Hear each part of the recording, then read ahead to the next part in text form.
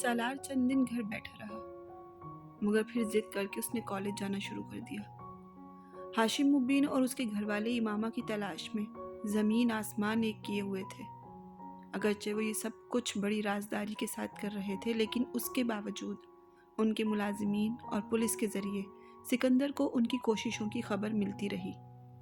وہ لاہور میں بھی امامہ کی ہر سہیلی سے رابطہ کر رہے تھے جسے وہ جانتے تھے۔ سالار نے ایک دن اخبار میں بابر جاوید نامی ایک شخص کا خاکہ دیکھا۔ اس کے بارے میں معلومات دینے والے کے لیے انعام کا اعلان تھا۔ وہ اس نام سے اچھی طرح واقف تھا۔ یہی وہ فرضی نام تھا جو حسن نے وکیل کو امامہ کے شوہر کا دیا تھا، اور وہ اشتہار یقیناً امامہ کے گھر والوں نے ہی دیا تھا،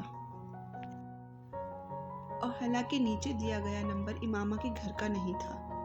وہ اندازہ کر سکتا تھا کہ پولیس اس وکیل کے پاس پہنچ گئی ہوگی، اور اس کے بعد اس وکیل نے اس آدمی کے کوائف بھی انہیں بتا دیے ہوں گے۔ اب یہ حقیقت صرف وہ وکیل، حسن اور وہ خود جانتا تھا کہ بابر جاوید سرے سے کوئی وجود رکھتا ہی نہیں، مگر وہ مطمئن تھا کہ وہ ہاشم مبین کے گھر والوں کو کسی حد تک بھٹکانے میں کامیاب رہا۔ اس پورے عرصے کے دوران سالار امامہ کی کال کا منتظر رہا۔ اس نے کئی بار امامہ کو اس کے موبائل پر کال بھی کی، مگر اسے موبائل ہمیشہ آف ملتا۔ اسے یہ تجسس بھی ہو رہا تھا کہ وہ کہاں تھی۔ اس تجسس کو ہوا دینے میں کچھ ہاتھ حسن کا بھی تھا۔ بار بار اس سے امامہ کے بارے میں پوچھتا رہتا۔ بعض دفعہ وہ چڑ جاتا، مجھے کیا پتا کہ وہ کہاں ہے اور مجھ سے رابطہ کیوں نہیں کر رہی۔ بعض دفعہ تو مجھے لگتا ہے کہ اسے مجھ سے زیادہ تمہیں دلچسپی ہے۔ اسے بالکل بھی اندازہ نہیں تھا کہ حسن کا یہ تجسس اور دلچسپی کسی مجبوری کی وجہ سے تھی۔ وہ بری طرح پھنسا ہوا تھا۔ سالار کا خیال تھا کہ امامہ اب تک جلال کے پاس جا چکی ہوگی، اور ہو سکتا ہے کہ اس سے شادی بھی کر چکی ہو۔ اگرچہ اس نے امامہ سے جلال کی شادی کے بارے میں جھوٹ بولا تھا، مگر اسے یقین تھا کہ امامہ نے اس کی بات کا یقین نہیں کیا ہوگا، اور ہو سکتا ہے کہ وہ اس کے پاس دوبارہ ضرور گئی ہوگی۔ خود سالار بھی چاہتا تھا کہ وہ خود جلال سے رابطہ کرے، یا پھر ذاتی طور پر جا کر ایک بار اس سے مل لے۔ وہ جاننا چاہتا تھا کہ امامہ اس کے ساتھ رہ بھی رہی ہے یا نہیں، مگر فی الحال یہ دونوں کام اس کے لیے ناممکن تھے۔ سکندر عثمان مسلسل اس کی نگرانی کروا رہے تھے، اور وہ اس بات سے بھی واقف تھا کہ یہ نگرانی کروانے والے واحد نہیں تھے۔ ہاشم مبین احمد بھی یہی کام کروا رہے تھے۔ اگر وہ لاہور جانے کا ارادہ کرتا، اول تو سکندر عثمان اسے جانے کی اجازت ہی نہ دیتے، اور بالفرض جانے کی اجازت دے بھی دیتے تو شاید خود بھی اس کے ساتھ چل پڑتے، اور وہ یہ نہیں چاہتا تھا۔ وقت گزرنے کے ساتھ ساتھ اس سارے معاملے میں اس کی دلچسپی کم سے کم ہوتی جا رہی تھی۔ اسے اب یہ سب کچھ ایک حماقت لگ رہا تھا، ایسی حماقت جو اسے کافی مہنگی پڑ رہی تھی۔ سکندر اور طیبہ اب ہمہ وقت گھر پر رہتے، اور اسے کہیں بھی جانے کے لیے اسے باقاعدہ اجازت لینی پڑتی۔ حسن اب اس سے کم کم ملنے لگا، اور اس کی وجہ بھی وہ نہیں جانتا تھا۔ اس ساری صورتحال سے وہ بہت بور ہو رہا تھا۔ وہ اس رات کمپیوٹر پر بیٹھا تھا جب اس کے موبائل پر ایک کال آئی۔ اس نے کی بورڈ پر ہاتھ چلاتے ہوئے لاپرواہی سے فون اٹھا لیا، اور اسے ایک جھٹکا لگا۔ اسکرین پر موجود نمبر اس کے اپنے موبائل کا تھا، یعنی امامہ اسے کال کر رہی تھی۔ تو بالآخر آپ نے ہمیں یاد کر ہی لیا، اس نے بے اختیار سیٹی بجائی، اور اس کا موڈ ایک دم فریش ہو گیا۔ کچھ دیر پہلے والی بوریت بھی ختم ہو گئی۔ میں تو سمجھ بیٹھا تھا کہ اب تم مجھے کبھی کال نہیں کرو گی، اتنا لمبا عرصہ لگا دیا تم نے۔ میں بہت دنوں سے تمہیں فون کرنا چاہ رہی تھی، مگر کر نہیں پا رہی تھی۔ دوسری طرف سے امامہ نے کہا، کیوں؟ ایسی کیا مجبوری تھی؟ فون تو تمہارے پاس ہی موجود تھا نا؟ بس کوئی مجبوری تھی، اس نے مختصراً کہا۔ تم اس وقت کہاں ہو؟ سالار نے کچھ تجسس آمیز انداز میں پوچھا۔ بچکانہ سوال مت کرو سالار، जब तुम जानते हो कि मैं तुम्हें ये नहीं बताऊंगी तो फिर तुम ये क्यों पूछ रहे हो? मेरे घर वाले कैसे हैं? सलार कुछ हैरान हुआ। उसे इमामा से इस सवाल की तवक्को नहीं थी। बिल्कुल ठीक है, खुश व खुर्रम हैं, ऐश कर रहे हैं, उसने मजाक उड़ाने वाले अंदाज में कहा। तुम वाकई बहुत अच्छी बेटी हो, घर से जाकर भी तुम्हें घर वालों का कितना ख्याल है। How nice. दूसरी तरफ कुछ देर खामोशी रही। वसीम कैसा है? ये तो मैं नहीं बता सकता, मगर मेरा ख्याल है ठीक ठाक ही होगा। वो खराब कैसे हो सकता है? उसके अंदाज में बिल्कुल भी तब्दीली नहीं आई। उन्हें ये तो पता नहीं चला ना कि तुमने मेरी मदद की थी। सलार को एक और झटका लगा। पता लगा? माय डियर इमामा, पुलिस उसी दिन मेरे घर पहुंच गई थी जिस दिन मैं तुम्हें लाहौर छोड़कर आया था। सलार के इस्तेहज़ाज़िया अंदाज में उसने कहा। तुम्हारे फादर ने मेरे खिलाफ FIR कटवाई थी तुम्हें अगवा करने के सिलसिले में। वो हंसा। जरा सोचो, मेरे जैसा बंदा किसी को अगवा कर सकता है, वो भी तुम्हें, जो किसी भी वक्त किसी को भी शूट कर सकती है। उसके लहजे में इस बार तंज था। तुम्हारे फादर ने पूरी कोशिश की है कि मैं जेल पहुंच जाऊं और बाकी की पूरी जिंदगी वहां गुजारूं, मगर बस मैं कुछ खुशकिस्मत वाकया हो गया हूं कि बच गया हूं। घर से कॉलेज तक मेरी निगरानी की जाती है, डम कॉल्स आती हैं, और भी बहुत कुछ हो रहा है। तुम्हें क्या क्या बताऊं मैं। बहरहाल तुम्हारी फैमिली हमें खासा जिज कर रही है, इसने जताने वाले अंदाज में कहा। मैं नहीं जानती थी कि वो तुम तक पहुंच जाएंगे। इस बार इमामा का लहजा माजरत ख्वाना था। मेरा ख्याल था कि उन्हें किसी भी तरह तुम पर शक नहीं होगा, मगर मुझे अफसोस है कि मेरी वजह से तुम्हें इतनी प्रॉब्लम्स का सामना करना पड़ रहा है। वाकई तुम्हारी वजह से मुझे बहुत से प्रॉब्लम्स का सामना करना पड़ रहा है। मेरी कोशिश थी कि मैं पहले खुद को महफूज कर लूं, फिर ही तुम्हें फ़ोन करूं, और अब मैं वाकई महफूज हूं। सलार ने कुछ तजस्सुस समेत दिलचस्पी के साथ उसकी बात सुनी। तुम्हारा मोबाइल अब मैं इस्तेमाल नहीं करूंगी और मैं इसे वापस भिजवाना चाहती हूँ, मगर मेरे लिए ये मुमकिन नहीं है। मैं तुम्हें कुछ पैसे भी भिजवाऊंगी उन तमाम अखराजात के लिए जो तुमने मेरे लिए किए। सलार ने इस बार इसकी बात काटी। नहीं, पैसे रहने दो, मुझे ज़रूरत नहीं है, और मोबाइल की भी ज़रूरत नहीं है, मेरे पास दूसरा है, तुम चाहो तो उसे इस्तेमाल कर सकती हो। नहीं, मैं अब इसे इस्तेमाल नहीं करूंगी, मेरी ज़रूरत ख़त्म हो चुकी है, उसने कहा। कुछ देर वो खामोश रही, फिर उसने कहा, मैं चाहती हूँ कि तुम मुझे अब तलाक के पेपर्स भिजवा दो, और तलाक के पेपर्स के साथ साथ निकाहनामा की एक कॉपी भी भिजवाना, जो मैं पहले तुमसे नहीं ले सकी। कहाँ भिजवाऊँ? सलार ने इसके मुतालबे का जवाब कहा।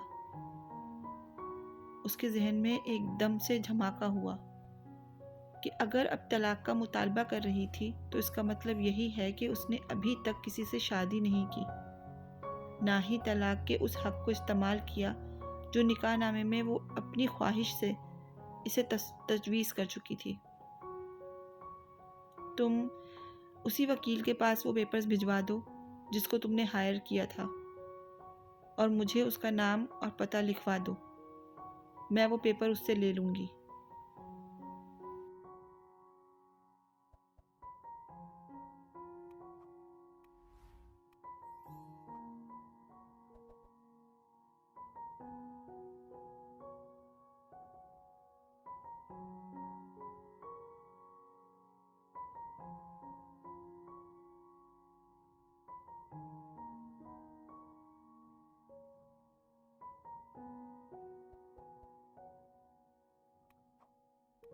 سلار مسکرایا۔ وہ بے حد محتاط تھی۔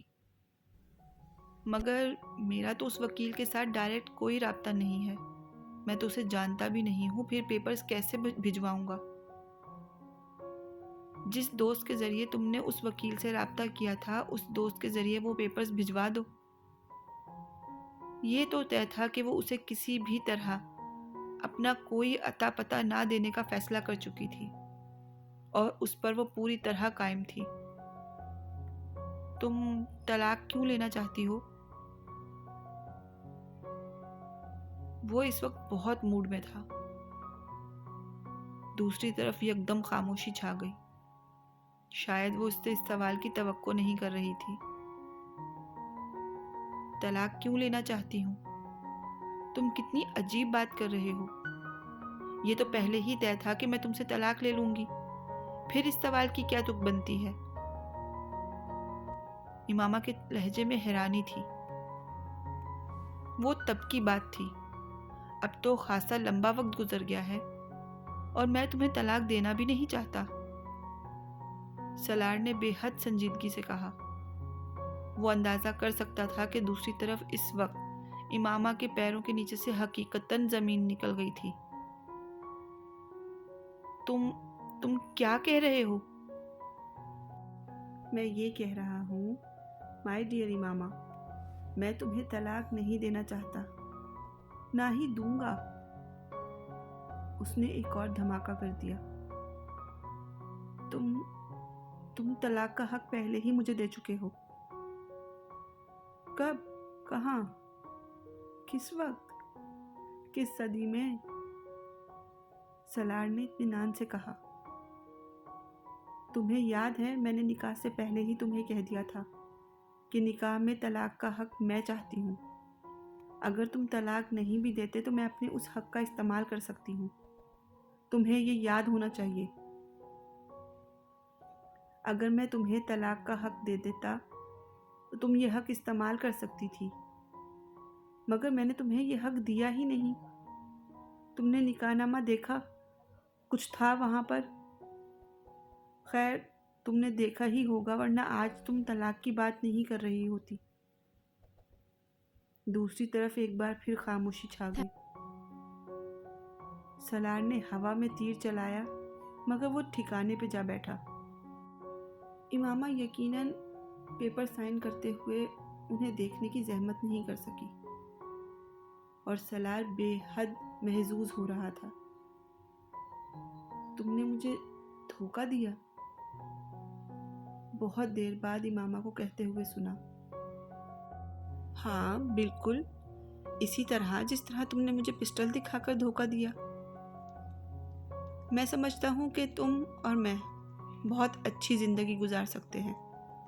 ہم دونوں میں اتنی خوبیاں اور خامیاں ہیں کہ ہم دونوں ایک دوسرے کو مکمل طور پر کمپلیمنٹ کرتے ہیں۔ وہ اب ایک بار پھر سنجیدگی سے کہہ رہا تھا۔ زندگی، سلار، زندگی اور تمہارے ساتھ یہ ناممکن ہے۔ مجھے نیپولین کی بات دہرانی چاہیے کہ میری ڈکشنری میں ناممکن کا لفظ نہیں ہے، یا مجھے تم سے ریکویسٹ کرنی چاہیے کہ آؤ اس ناممکن کو مل کر ممکن بنائیں۔ وہ اب مذاق اڑا رہا تھا۔ تم نے مجھ پر بہت احسان کیے ہیں، ایک احسان اور کر دو، مجھے طلاق دے دو۔ نہیں، میں تم پر احسان کرتے کرتے تھک گیا ہوں، اب اور نہیں کر سکتا، اور یہ والا احسان، یہ تو ناممکن ہے۔ سلار ایک بار پھر سنجیدہ ہو گیا۔ میں تمہارے ٹائپ کی لڑکی نہیں ہوں سلار، تمہارا اور میرا لائف سٹائل بہت مختلف ہے، ورنہ شاید میں تمہاری پیشکش پر غور کرتی، مگر اب اس صورتحال میں بالکل ناممکن ہے یہ۔ تم پلیز مجھے طلاق دے دو۔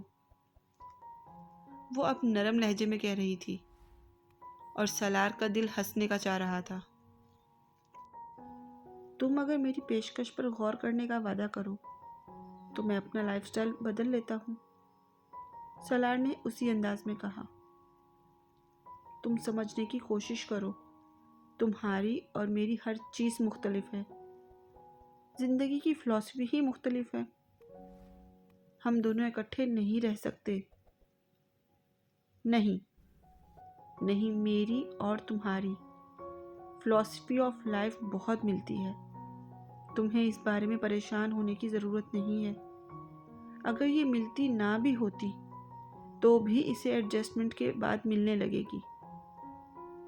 وہ اس طرح اس سے بات کر رہا تھا جیسے اپنے بہترین دوست سے گفتگو کر رہا ہو۔ ویسے بھی مجھ میں کمی کیا ہے؟ میں تمہارے پرانے منگیتر اسجد سے خوبصورت نہ سہی مگر جلال انصر جیسا معمولی شکل و صورت کا بھی نہیں ہوں۔ میری فیملی کو تم اچھی طرح جانتی ہو۔ کریئر میرا کتنا برائٹ ہوگا اس کا تمہیں اندازہ ہے؟ میں ہر لحاظ سے جلال سے بہتر ہوں۔ وہ اپنے لفظوں پر زور دیتے ہوئے بولا۔ اس کی آنکھوں میں چمک اور ہونٹوں پر مسکراہٹ ناچ رہی تھی۔ وہ امامہ کو بری طرح زج کر رہا تھا اور وہ ہو رہی تھی۔ میرے لیے کوئی بھی شخص جلال جیسا نہیں ہو سکتا، اور تم تو کسی صورت میں نہیں۔ اس کی آواز میں پہلی بار نمایاں خفگی تھی۔ کیوں؟ سلار نے بے حد معصومیت سے پوچھا۔ تم مجھے اچھے نہیں لگتے۔ آخر تم یہ بات کیوں نہیں سمجھتے؟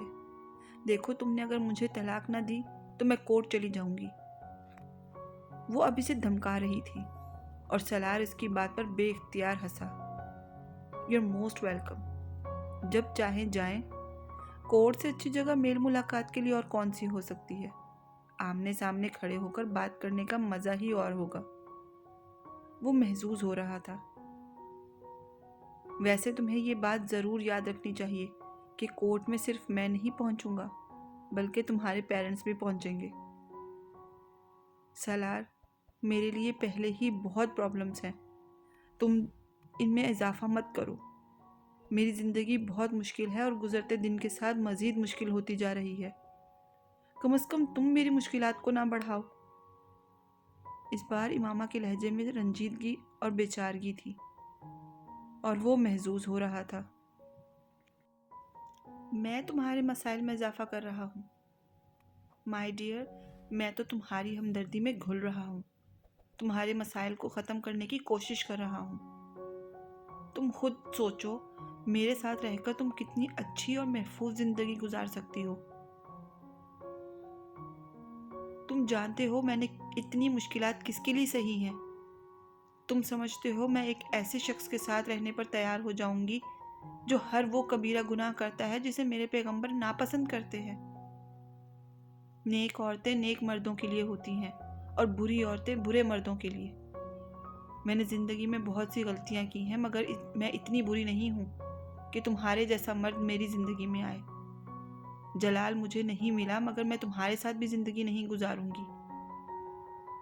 اس نے بے حد تلخ انداز میں تمام لحاظ بالائے طاق رکھتے ہوئے کہا۔ شاید اسی لیے جلال نے بھی تم سے شادی نہیں کی، کیونکہ نیک مردوں کے لیے نیک عورتیں ہوتی ہیں، تمہارے جیسی نہیں۔ سالار نے اسی ٹکر کا جواب دیا اور دوسری طرف خاموشی رہی، اتنی لمبی خاموشی کہ سالار کو اسے مخاطب کرنا پڑا۔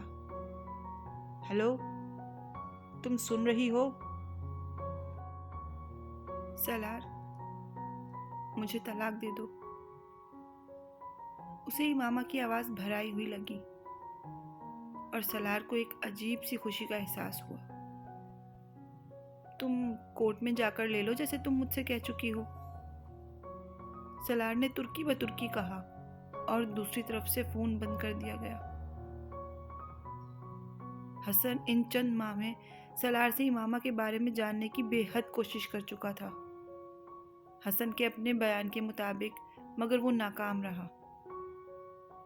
وہ اس بات پر یقین کرنے کو تیار ہی نہیں تھے کہ سالار اور امامہ کے درمیان کوئی رابطہ نہیں تھا۔ سالار کی طرح خود انہوں نے موبائل پر اس سے رابطہ کرنے کی کوشش کی مگر ناکامی ہوئی۔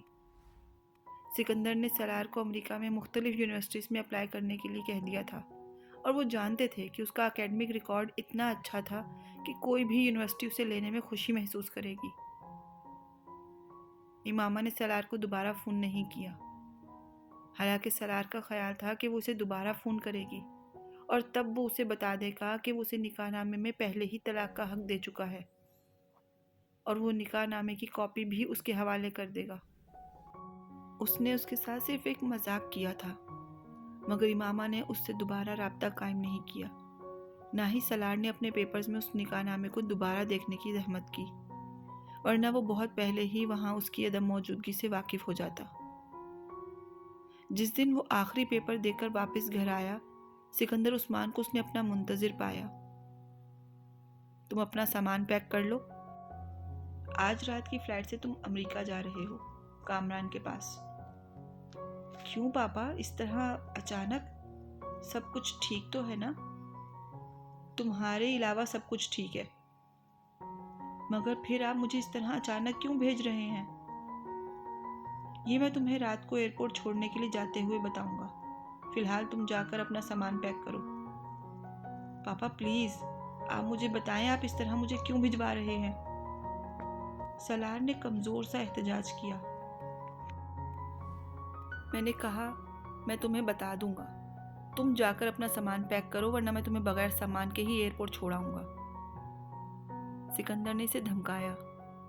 وہ کچھ دیر انہیں دیکھتا رہا، پھر اپنے کمرے میں چلا گیا۔ اپنا سامان پیک کرتے ہوئے الجھے ہوئے ذہن کے ساتھ وہ سکندر عثمان کے اس اچانک فیصلے کے بارے میں سوچتا رہا۔ پھر اچانک اس کے ذہن میں جھماکا ہوا اور اس نے اپنی دراز کھول کر اپنے پیپرز نکالنے شروع کر دیے۔ وہاں نکاح نامہ نہیں تھا۔ اسے ان کے اس فیصلے کی سمجھ آ گئی اور اسے پچھتاوا ہوا کہ اس نے اپنا نکاح نامہ اتنی لاپرواہی سے کیوں رکھ دیا۔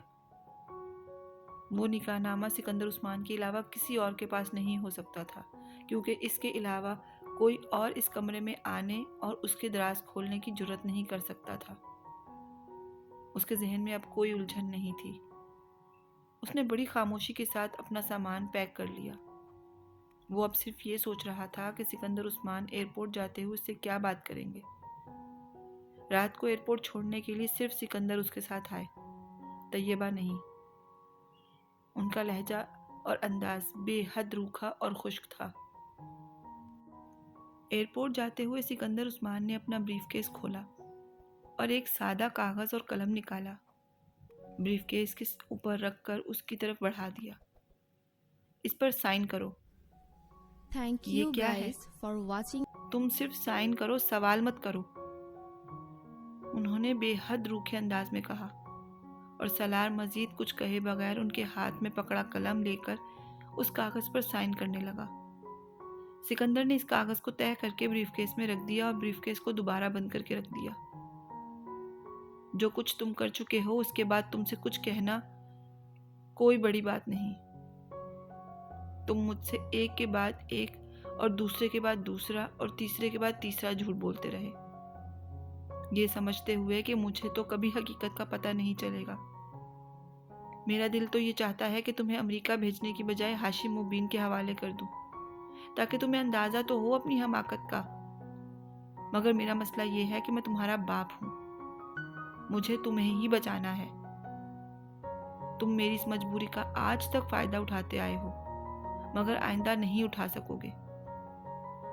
میں تمہارا نکاح نامہ امامہ کے حوالے کر دوں گا، اور اگر مجھے دوبارہ پتہ چلا کہ تم نے اس سے رابطہ کیا ہے یا رابطہ کرنے کی کوشش کر رہے ہو، تو پھر اس بار جو میں کروں گا اس کا اندازہ بھی تم نہیں کر سکتے۔